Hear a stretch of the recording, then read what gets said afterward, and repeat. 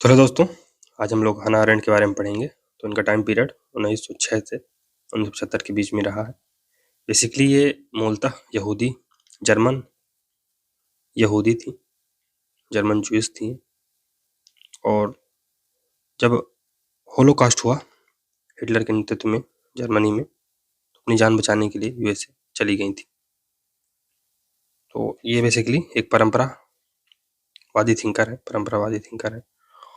और हन्ना अरेंट इसलिए भी महत्वपूर्ण है क्योंकि जो हमने वेस्टर्न पॉलिटिकल थिंकर देखा है, तो आपने भी ये पहली ऐसी थिंकर है जो महत्वपूर्ण है। हालांकि मैरी wollstonecraft भी है, लेकिन इनका जो महत्व है, तो अभी तक हम लोगों ने इतने सारे थिंकर्स पढ़े हैं, तो पहला ये महिला थिंकर हम लोग देख रहे हैं। तो ऐसा कहा जाता है कि जो वेस्टर्न पॉलिटिकल थॉट है ये मेल डोमिनेटेड है, मैस्कुलिनिस्ट है। यही कारण है क्योंकि यहाँ पर जो विचार हैं वो ज़्यादातर मेल विचार ही आपको देखने को मिलेंगे।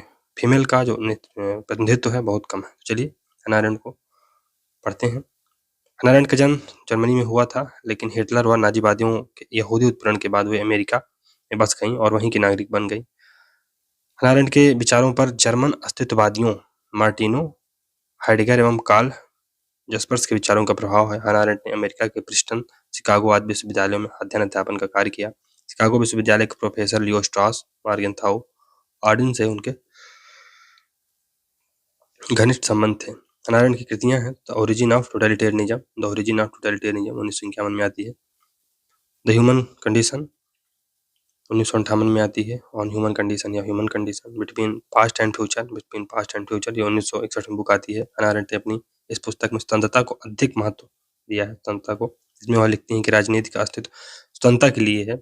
उसमें सर्वसत्तावाद की आलोचना की गई है क्योंकि उनके अनुसार आतंक सर्वसत्तावाद का मूल मंत्र है और आतंक से व्यक्ति की स्वैच्छिक कार्य क्षमता और सामर्थ्य समाप्त होता है। ऑन रिवॉल्यूशन ये 1963 में बुक आती है। ऑन रिवॉल्यूशन, इसमें हन्ना अरेंट अमेरिका और फ्रांसीसी क्रांतियों का परीक्षण करते हुए यह बतलाती हैं कि किस प्रकार एक नई राजनीति को जन्म देने से राजनीतिक स्वतंत्रता एक वास्तविकता बन पाएगी। इसमें वो बेसिकली अमेरिका और फ्रांसीसी क्रांतियों का परीक्षण करती हैं। तो वो फ्रांसीसी क्रांति है उसका ये उसको क्रिटिसाइज करती हैं और अमेरिकी जो क्रांति हुई थी उसको ये प्रेज करती हैं। Man in the dark times 1968 में बुक आती है। Man in the dark time on the violence 1970 में बुक आती है। हन्ना अरेंट समसामयिक छात्रों के विद्रोह और असंतोष को, जो हिंसा को महिमा मंडित करती है। फिर ऑन पब्लिक हैप्पीनेस 1970 में एक निबंध था जो आया था। तो अगर हन्ना अरेंट को हम लोग जो पढ़ेंगे तो उसमें जो उनके राजनीतिक विचार हैं उनको देखेंगे। तो इसमें जो महत्वपूर्ण जो हन्ना अरेंट की जो समान व्याख्या के अनुसार हन्ना अरेंट के राजनीतिक दर्शन में मुख्य 3 धाराएं नजर आती हैं। पहला है हन्ना अरेंट का सहभागिता का सिद्धांत, पार्टिसिपेशन का सिद्धांत जो उसकी राजनीतिक स्वतंत्रता की अवधारणा पर आधारित है। दूसरा, उसकी मानवीय गतिविधियों की बहुलता के सिद्धांत। फिर है उसके मानवीय कार्यों का दार्शनिक मानवशास्त्रीय सिद्धांत। तो सर्वाधिकारवाद का उदय ये कैसे होता है? तो उनकी जो पुस्तक है हन्ना अरेंट की, on the origin of totalitarianism, उन्होंने सर्वाधिकारवादी व्यवस्था का विश्लेषण किया है। हन्ना अरेंट के अनुसार सर्वाधिकारवाद आधुनिक युग की एक नवीन घटना है। यह पुरातन निरंकुश तंत्र व निशंसतंत्र टायरनी से अलग है। तो ये निरंकुश तंत्र और टायरनी दोनों से अलग है सर्वाधिकारवाद। हमने जब पिछले लेक्चर में आई थिंक इसको पढ़ा भी था कि जो सर्वाधिकारवाद है ये सत्तावाद से अलग है या निरंकुश तंत्र से या टायरनी से अलग है। क्यों? क्योंकि अगर निरंकुश तंत्र होगा या सत्तावाद होगा, इसमें केवल एक क्षेत्र पर, जो कि राजनीति है, पर कब्जा किया जाता है। तो अगर पाकिस्तान में हम कहते हैं कि पाकिस्तान में सत्तावाद है, अथॉरिटेरियनिज्म है, तो इसलिए है क्योंकि वहाँ पर पॉलिटिकल स्फीयर पर एक विशेष वर्ग का कब्जा है जो कि मिलिट्री है। लेकिन केवल जो उनका हस्तक्षेप है वहाँ के महत्वपूर्ण लीडरों का, वो राजनीतिक क्षेत्र में है। यानी वो राजनीतिक क्षेत्र में अपने प्रतिद्वंदियों को भरने नहीं देते हैं, वहाँ पर पूरा अपना सत्ता स्थापित करके रखी है। लेकिन अन्य क्षेत्रों पे, जैसे नागरिक समाज हो गया, लोगों का धार्मिक जो संस्थान हैं या अन्य जो व्यक्तिगत मामले हैं, वहाँ पर वो हस्तक्षेप नहीं करते हैं। लेकिन जब हम लोग हिटलर और स्टालिन जैसे सर्वाधिकारवादी नेताओं की बात करते हैं, तो उसमें ये ना केवल पॉलिटिकल स्फीयर पे अपना वर्चस्व कायम करते हैं, बल्कि ये हमारे जीवन के हर एक क्षेत्र पर, हमारे घर पर, यहाँ तक कि हमारे घर पर, हमारे धर्म, हमारे परिवार, और यहाँ तक कि हमारे मन और मस्तिष्क पर कब्जा कर लेते हैं। हिटलर ने तो यहाँ तक कहा था कि अगर कोई बच्चा है जिसकी नीली आंखें नहीं हैं, तो उसे मार दिया जाए, या जो हष्ट-पुष्ट नहीं है, कमजोर बच्चा है उसे, या कोई अपंग बच्चा है उसे जाके चुपके से दफनाया हो, क्योंकि ऐसे लोगों की जरूरत नहीं है। वो सच्चा आर्य रेस का हो ही नहीं सकता। तो ये लोगों के मस्तिष्क तक में घुसने का प्रयास करता है सर्वाधिकारवाद, जो कि हिटलर और स्टालिन से रिलेटेड है। तो यही है, हannah arendt के अनुसार सर्वाधिकारवाद आधुनिक युग की नवीन घटना है। यह पुरातन निरंकुश तंत्र और निशंस से अलग है। सर्वाधिकारवाद के तहत न केवल सार्वजनिक बल्कि निजी जीवन भी राज्य प्रभुत्व के अंतर्गत आ जाता है। सर्वाधिकारवाद न केवल राजनीतिक क्षेत्र बल्कि जीवन के प्रत्येक क्षेत्र में हस्तक्षेप करने लगता है। हannah arendt नाजीवाद यानी जर्मनी व स्टालिनवाद, जो कि USSR में कोई सर्वाधिकारवादी शासन प्रणाली मानती है, वहीं फांसीवाद यानी इटली और स्टालिन के बाद के सोवियत साम्यवाद को वो सर्वाधिकारवाद नहीं मानती है। तो वो अथॉरिटेरियन थे, सत्तावाद तो वहाँ पर दिखाई देता है, लेकिन सर्वाधिकारवाद नहीं दिखाई देता। क्यों? क्योंकि उनका जो कंट्रोल था केवल एक स्फीयर पर था, किस स्फीयर पर? पॉलिटिकल स्फीयर पर। बाकी जो स्फीयर थे वो मोर और लेस ऑटोनॉमस थे। नाजीवाद ने जातीय व नस्ली विचारधारा का सहारा लिया और स्टालिनवाद ने वर्गीय विचारधारा का सहारा लेकर विरोधियों का दमन किया। तो नाजीवाद ने किसका सहारा लिया? रेस का सहारा लिया। जो आर्य रेस के हैं वही सबसे प्योर हैं। यहूदियों पर अत्याचार क्यों हुआ? इसी के कारण हुआ। और स्टालिनवाद ने क्लास की विचारधारा थी उसको लेकर विरोधियों का दमन किया। हannah arendt के अनुसार विचारधारा एक छद्म वैज्ञानिक विश्वदृष्टि है, ये सूडो साइंटिफिक वर्ल्ड व्यू है, जो मनुष्य के सहज बुद्धि व व्यवहारिक ज्ञान को समाप्त कर उसके मस्तिष्क व विचार प्रक्रिया पर नियंत्रण स्थापित कर लेती है तथा उसे दूसरी नस्ल व वर्ग के प्रति हिंसा करने के लिए प्रेरित करती है। इस प्रकार विचारधारा सर्वाधिकारवाद की स्थापना की मुख्य आधार है। सर्वाधिकारवाद में राज्यतंत्र स्वेच्छाचारी हो जाता है, वह चाहे किसी कानून, नीति या प्राधिकारी का त्याग कर देता है। सर्वाधिकारवाद में जो राजतंत्र है वो स्वेच्छाचारी हो जाता है। तो हिटलर स्वेच्छाचारी था, जो उसका मन करता था। वह जब चाहे किसी कानून, नीति या प्राधिकारी का त्याग कर देता है। प्रत्येक व्यक्ति ऐसी स्थिति में संदेहास्पद व गोपनीय से होता है। तो प्रत्येक व्यक्ति ऐसी स्थिति में संदेहास्पद और गोपनीय से होते हैं। हannah arendt इस व्यवस्था को विधिहीनता की स्थायी दशा कहती है। हannah arendt मूलतः समकालीन परंपरावादी यानी ट्रेडिशनलिस्ट थिंकर हैं, जो कि हमने देखा था कि ये परंपरावादी थिंकर हैं। लियो स्ट्रॉस जैसे थिंकर्स हैं जो कि खुद परंपरावादी हैं, उनसे ये प्रभावित थी और उनके साथ इनका घनिष्ठ संबंध था। व्यवहारवाद यानी बिहेवियरिज्म की कट्टर आलोचक हैं। तो बिहेवियरलिज्म को ये क्रिटिसाइज करते हैं। क्यों? क्योंकि बिहेवियरलिज्म के जो थिंकर हैं या जो प्रणेता रहे हैं, वो केवल फॉर एग्जाम्पल आपको कोई बीमारी है, तो वो बीमारी क्यों है आपको ये सब बताएंगे।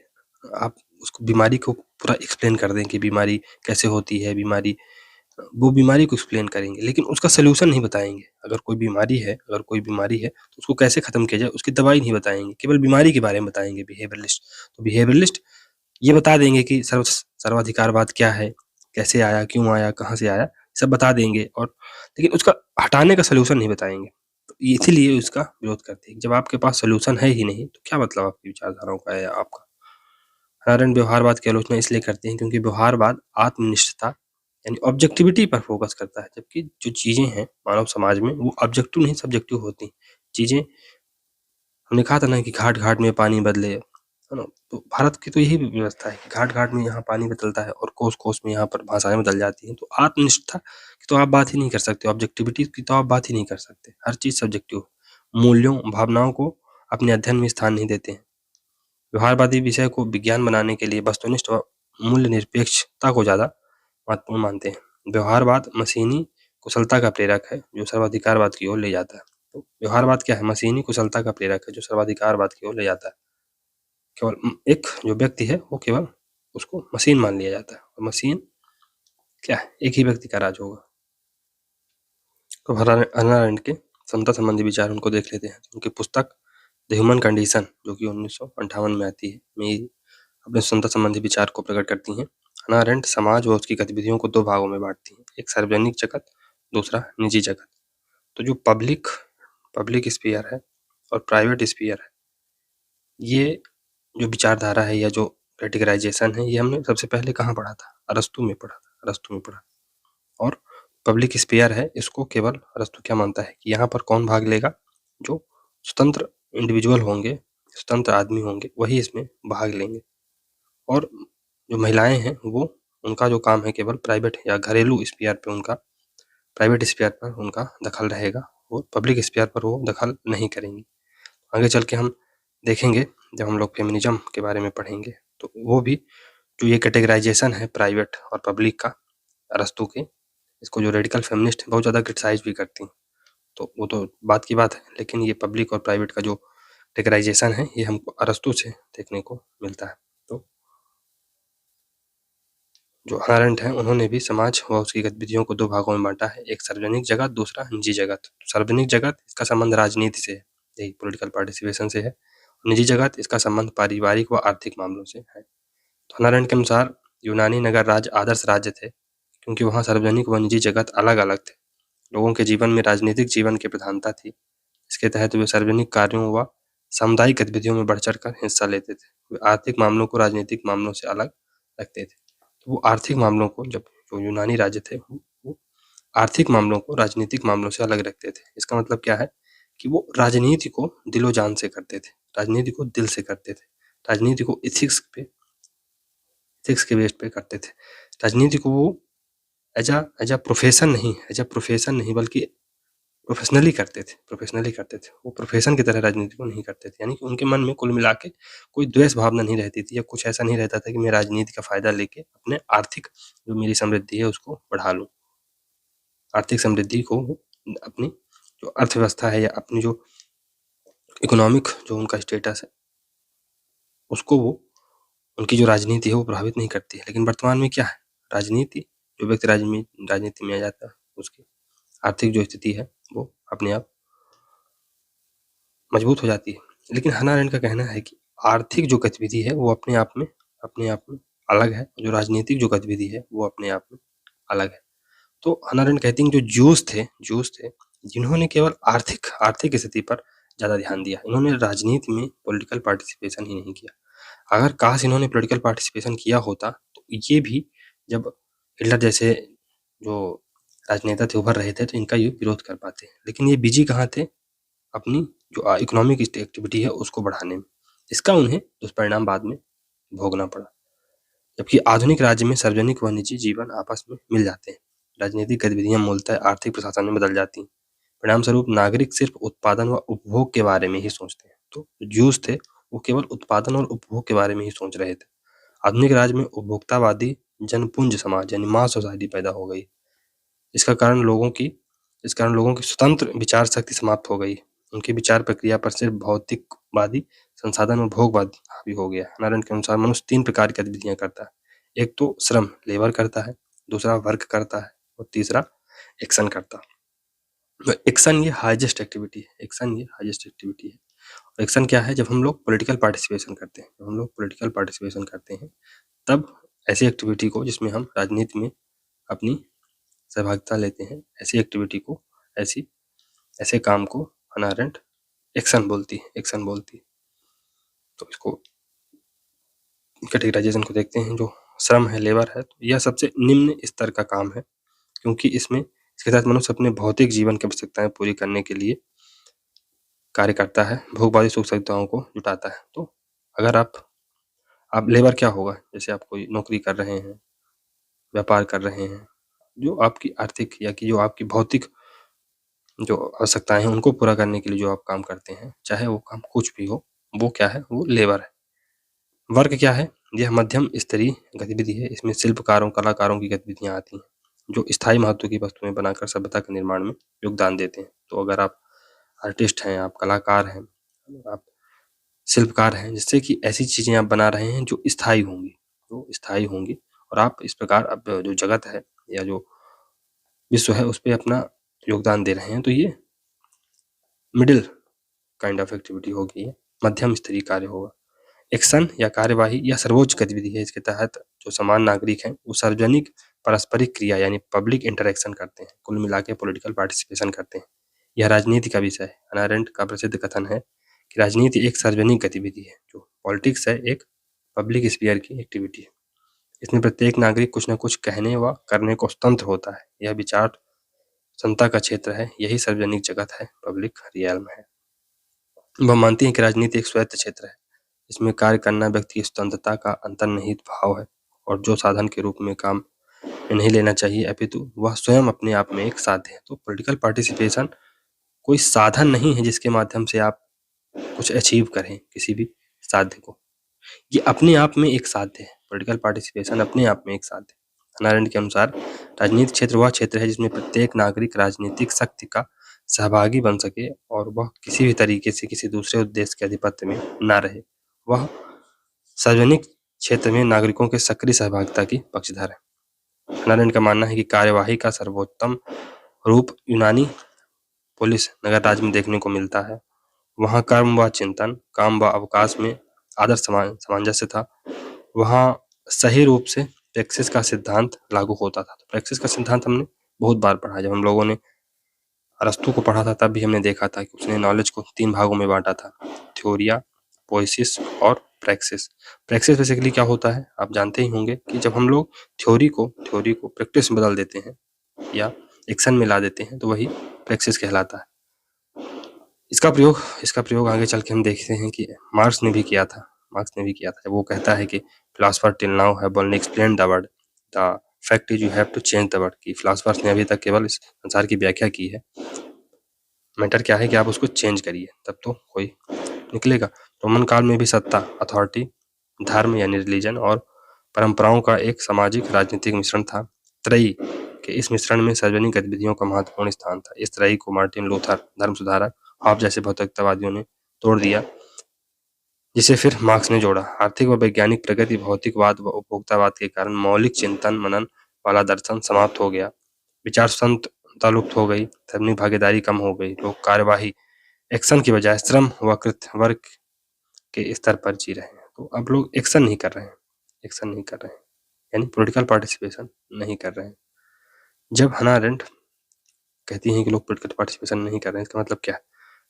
2011 में जब भारत में अन्ना आंदोलन चला था, तो ये क्या था?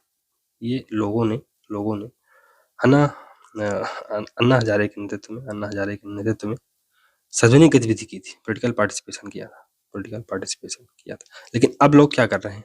अब लोग केवल और केवल वर्क कर रहे हैं और लेबर कर रहे हैं, यानी अपनी जो भौतिक चीजें हैं, भौतिक सुख सुविधाएं हैं, उनको जुटाने में लगे हुए हैं। वो बहुत ज्यादा कर लेंगे तो वर्क कर लेंगे,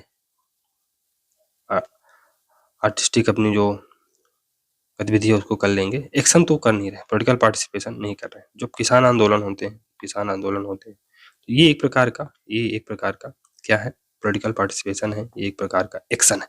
जब आप सीधे पब्लिक स्फीयर में आके अपनी बातें रखते हैं, जो कि अब धीरे धीरे कम हो रहा है। अब नेक्स्ट है कि राजनीति एक सार्वजनिक गतिविधि है। तो पॉलिटिक्स एक पब्लिक एक्टिविटी है, इसको देखते हैं। तो राजनीति में भाग लेने का तात्पर्य है कि विभिन्न सार्वजनिक मंचों पर सहभागी होना तथा वहाँ जो निर्णय लिए जा रहे हैं उनमें हिस्सेदारी करना। कोई भी सार्वजनिक क्षेत्र में उपस्थित हुए बिना राजनीति में भाग नहीं ले सकता है। तो अगर आपको राजनीति में भाग लेना है तो आपको पब्लिक स्फीयर पर आना पड़ेगा, पब्लिक स्फीयर में आपको उपस्थित होना पड़ेगा। आपको जो प्रोटेस्ट होते हैं उनमें भाग लेना पड़ेगा, आपको जो जनसभाएं होती हैं उनमें भाग लेना पड़ेगा। आप सोचें कि हम जनसभाओं में न जाएं, लोगों से मिले नहीं, लोगों से जुले नहीं, जो प्रोटेस्ट होते हैं या जो पीस मार्च होते हैं वहां न जाएं, तो इससे आप पब्लिक स्फीयर पे आ नहीं सकते। इस संबंध में अरस्तु, हन्ना अरेंट का आदर्श है, जो नागरिकों के लिए सार्वजनिक विधिक व न्यायिक कार्यों में सक्रिय भागीदारी आवश्यक मानता है। राजनीतिक समुदाय की सदस्यता के लिए धर्म, सजातीयता या नस्ल नहीं बल्कि राजनीतिक सहभागिता आवश्यक तत्व है। तो राजनीतिक समुदाय में अगर राजनीतिक समुदाय की अगर आपको सदस्यता लेनी है, तो आप मायने नहीं रखता कि आप किस धर्म के हैं, किस जाति से आप बिलोंग करते हैं या आप किस नस्ल से हैं। आप जो मायने रखती है वो चीज़ है कि आप पॉलिटिकल पार्टिसिपेशन कर पा रहे हैं कि नहीं कर पा रहे हैं। आप अगर कंटिन्यूअसली पॉलिटिकल पार्टिसिपेशन कर रहे हैं, तब आप राजनीतिक समुदाय की सदस्यता ले सकते हैं। हन्ना अरेंट राजनीति में सक्रिय नागरिकता की पक्षधर है और मानती है कि उसी से राजनीतिक का प्रजातांत्रिक स्वरूप बनाए रखा जा सकता है। उसके अनुसार सक्रिय नागरिकता के महत्व को 4 तरह से रेखांकित किया जा सकता है। पहला, यह भाषण व कृत्य के माध्यम से स्व को उद्घाटित करती है। तो जो सक्रिय नागरिकता है यानी एक्टिव सिटीजनशिप। हमने जब अरस्तु को पढ़ा तो हमने देखा था कि जो अरस्तु था वो महिलाओं को, बच्चों को, बूढ़ों को या कि जो विदेशी हैं उनको नागरिकता नहीं देता है। क्यों? क्योंकि नागरिकता का मतलब ही है कि आप पॉलिटिकल स्फीयर में एक्टिवली पार्टिसिपेट कर रहे हैं। आप वहाँ के कानून, वहाँ की जो व्यवस्थाएं हैं उनको बनाने में अपनी सहभागिता निभा रहे हैं। तो पहला तो है कि सक्रिय नागरिकता के महत्व को 4 तरह से रेखांकित किया जा सकता है। पहला, यह भाषण व कृत्य के माध्यम से स्व को उद्घाटित करती है। जब आप भाषण और कृत्य के माध्यम से आप अपने आप को एक्सप्रेस करते हैं, वह अपने साथियों के साथ मिलकर कुछ नया बनाने की प्रक्रिया है जो प्रसन्नता प्रदान करती है। तो आपने स्व को व्यक्त कर लिया, अपने आप को एक्सप्रेस कर लिया। अब आपने अपने जैसे विचारधारा या अपने जैसे जो माइंडसेट के लोग हैं उनके साथ मिलकर एक आपने कोई एनजीओ बनाया या कोई पॉलिटिकल पार्टी बना ली। तो ये क्या है कि अपने साथियों के साथ मिलकर कुछ नया बनाने की प्रक्रिया है जो प्रसन्नता प्रदान करती है। तो आप अपनी एनजीओ बनाया, पॉलिटिकल पार्टी बनाई, जिसके माध्यम से आप लोगों का आप हित करेंगे, भला करेंगे, तो इससे आपको प्रसन्नता मिलेगी। यह स्व अस्मिता को स्थापित करती है और विश्व की वास्तविकता से सामना कराती है। तो ये आपको आपकी जो स्वयं की पहचान जब आप एनजीओ बनाएंगे, पॉलिटिकल पार्टी बनाएंगे, तो ये आपकी जो स्वयं की पहचान है, स्व को स्थापित करेगी और विश्व की वास्तविकता से आपका सामना कराएगी कि ये जो संसार है या कि जो सिस्टम है ये कैसे काम करता है। ये आपको तब पता चलेगा जब आप एनजीओ बना लेंगे, पॉलिटिकल पार्टी बना लेंगे। यह महानता और दक्षता को प्रदर्शित करती है। तो ये आपकी महानता और दक्षता को प्रकट करेगी। इन 4 कारणों को विवेचित करते हुए हन्ना अरेंट इतिहास के कई उदाहरणों से यह स्पष्ट करती हैं। पहले बिंदु के अंतर्गत वह सुकरात का उदाहरण देती हैं, जिसने अपने सार्वजनिक क्षेत्र में निरंतर संवाद को स्थापित कर स्व को प्रदर्शित किया और अपने साथी नागरिकों को भी ऐसा करने का प्रोत्साहित किया। सार्वजनिक व निजी क्षेत्र में के मध्य अंतर क्या है? हन्ना अरेंट निजी क्षेत्र और सार्वजनिक क्षेत्र के मध्य एक विभाजन रेखा खींचती हैं, जो स्वीकार करती हैं कि निजी क्षेत्र में भी जीवन भर कार्य करके भी व्यक्ति महत्वपूर्ण विकास नहीं कर पाता है। तो क्या स्वीकार करती हैं कि निजी क्षेत्र में भी जीवन भर कार्य करके भी व्यक्ति महत्वपूर्ण विकास नहीं कर पाता है, क्योंकि केवल सार्वजनिक क्षेत्र में ही उसकी क्षमताओं का पूर्ण विकास होता है। सार्वजनिक क्षेत्र में ही उसकी क्षमताओं का पूर्ण विकास होता है। वो अपने स्व को व्यक्त करता है। तो हमारे जो स्कूल हैं या कॉलेज हैं, यूनिवर्सिटीज़ हैं, वहाँ पर पर्सनालिटी डेवलपमेंट के कोर्स चलाए जाते हैं। पर्सनालिटी डेवलपमेंट आपको भाषण प्रतियोगिता होती है, युवा संसद करके कुछ ऐसा। तो ये सब चीज़ें क्या है? ये इसका केवल यही उद्देश्य है कि आप अपने स्व को व्यक्त कर सकें और पॉलिटिकल पार्टिसिपेशन की आप महत्ता को समझ सकें और यहीं से आप अपने आप पूर्ण विकसित हो पाएंगे। और मानते हैं कि पूर्ण प्रसन्नता के लिए सार्वजनिक क्षेत्र में हिस्सेदारी आवश्यक है। क्योंकि एक व्यक्ति सचता क्यों है, या एक व्यक्ति क्यों चाहता है कि मुझे सम्मान मिले, प्रतिष्ठा मिले? क्योंकि वो चाहता है कि मैं दूसरों से अलग दिखूं, मैं अपना इंप्रेशन जमाऊं। और ये आप कहाँ कर पाएंगे? ये आप पब्लिक स्फीयर में कर पाएंगे। निजी जीवन में तो आप क्या, आपके जो 4 फ्रेंड होंगे उनमें आप अपनी आप प्रतिष्ठा जमा भी लेंगे, उससे क्या फर्क पड़ेगा। लेकिन जब सार्वजनिक क्षेत्र में आप बहुत सारे लोगों के सामने अपनी प्रतिष्ठा स्थापित करेंगे तो वो आपको प्रसन्नता देगा। राजनीति चूंकि सार्वजनिक क्षेत्र की सबसे महत्वपूर्ण गतिविधि है, इसलिए इसमें हिस्सेदारी के लिए बिना व्यक्ति पूर्ण स्वतंत्रता का एहसास नहीं कर सकता है। लेकिन वह यह भी मानते हैं कि चाहे राजनीति कितनी भी महान गतिविधि हो, उसकी भी अपनी सीमाएं हैं, क्योंकि यह व्यक्ति के वैश्विक अनुभव की संपूर्णता को अपने आप में नहीं समेटती। जब तक व्यक्ति निजी क्षेत्र और सार्वजनिक क्षेत्र दोनों में हिस्सेदारी नहीं रखता है, वह एक पूर्ण जीवन व्यतीत नहीं कर सकता है। हन्ना अरेंट के अनुसार निजी क्षेत्र का अपना महत्व है। वह निजी क्षेत्र और सार्वजनिक क्षेत्र में अंतर स्पष्ट करती हैं। उसमें 3 महत्वपूर्ण अंतर स्पष्ट किए हैं। तो निजी क्षेत्र का भी अपना महत्व है। निजी क्षेत्र में आपने देखा होगा, निजी क्षेत्र के अंतर्गत क्या आता है? फैमिली आती है, तो फैमिली, परिवार, ये सब चीज़ें आती हैं। तो निजी क्षेत्र में जो समर्पण रहता है, वो आप सार्वजनिक क्षेत्र में वो समर्पण आप नहीं पाएँगे। निजी क्षेत्र में जो परिवार के सदस्यों के प्रति एक-दूसरे का भाव रहता है कि लोग मरने-मारने के लिए उतारू रहते हैं, ये क्यों रहता है? क्योंकि समर्पण बहुत ज़्यादा रहता है। तो निजी क्षेत्र का भी अपना महत्व है। आप निजी क्षेत्र को दरकिनार नहीं कर सकते। तो दोनों का महत्व है, निजी क्षेत्र का भी और यानी प्राइवेट स्फीयर का भी और पब्लिक स्फीयर का। तो वही बात है कि पहला क्या अंतर है? निजी क्षेत्र मानवीय संवेदनाओं जैसे प्रेम व सहानुभूति को बढ़ावा देता है, जो सार्वजनिक क्षेत्र में समाप्त कर दिए जाते हैं। अगर ये सार्वजनिक क्षेत्र में प्रभावी भूमिका निभाएँ, तो इसके लिए निजी क्षेत्र आवश्यक है। तो अगर ये सार्वजनिक क्षेत्र में प्रभावी भूमिका निभाएँ, तो इसके लिए निजी क्षेत्र आवश्यक है। निजी क्षेत्र सार्वजनिक क्षेत्र में होने वाले अत्यधिक विकास व प्रतिविकास अधिक विकास या प्रतिविकास और उसके कारण होने वाली उथल-पुथल से बचाकर स्थिरता प्रदान करते हैं। बाह्य विकास चाहे कितना भी मनुष्य के हित में होने वाला नज़र आए, लेकिन वह मनुष्य की स्थिरता को नकारात्मक रूप से प्रभावित करता है। अतः उसे संतुलित करने के लिए एक स्थिर निजी क्षेत्र की आवश्यकता है। उसने माना कि सोवियत यूनियन ने राज्य समाजवाद की विचारधारा के आधार पर निजी संपत्ति को समाप्त कर दिया, जिससे समाज में समस्या उत्पन्न हुई और नागरिकों का व्यक्तित्व विखंडित हो गया। तो सोवियत यूनियन है, उसने राज्य समाजवाद के स्टेट सोशलिज्म के नाम पर क्या किया? निजी संपत्ति को समाप्त कर दिया। इससे समाज में समस्या उत्पन्न हो गई और नागरिकों का जो व्यक्तित्व है, हमने जब अरस्तू को पढ़ा तो हमने देखा था कि प्रॉपर्टी क्यों ज़रूरी है? प्रॉपर्टी क्यों ज़रूरी है? क्यों? क्योंकि इस व्यक्ति के अंदर एक सेल्फ सैटिस्फैक्शन आता है, सेल्फ अचीवमेंट की फीलिंग आती है, सेल्फ अचीवमेंट की फीलिंग आती है। संपत्ति का ये भी है कि निजी संपत्ति का उपयोग आप दान, धर्म करने में कर सकते हैं। अगर आपके पास संपत्ति नहीं होगी, अगर आप चाहते हैं कि हॉस्पिटल लोगों की भलाई खोलना, लोगों की भलाई करना, हॉस्पिटल खोलना, स्कूल खोलना, तो निजी संपत्ति से व्यक्ति का व्यक्तित्व खत्म हो जाता है, अगर आपने निजी संपत्ति को समाप्त कर दिया तो। निजी क्षेत्र और उसमें निहित निजी संपत्ति का समाज में होना राजनीतिक सच्चाई को बनाए रखने के लिए आवश्यक है, क्योंकि निजी संपत्ति सामान्य सुख के लिए व्यक्तिगत नियंत्रण को बढ़ावा देती है और इससे सामान्य शुभ कम नहीं होता, अपितु उसका संरक्षण सही प्रकार से हो सकता है। इस प्रकार निजी क्षेत्र और सार्वजनिक क्षेत्र दोनों एक दूसरे पर निर्भर होते हैं और एक कमजोर पड़ने पर दूसरा भी आवश्यक रूप से कमजोर होता है।